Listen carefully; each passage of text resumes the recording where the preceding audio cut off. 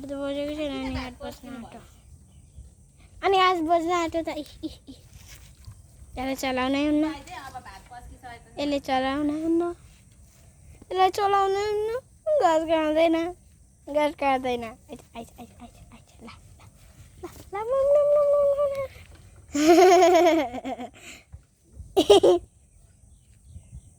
भोक लागेको छ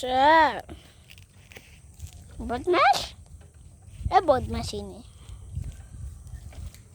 ओए ओए कता देरी जान्छे यति यार ओए उहो अब माउसँग गएको होइन अब माउले लात्ती हानेर लुगार्दा ल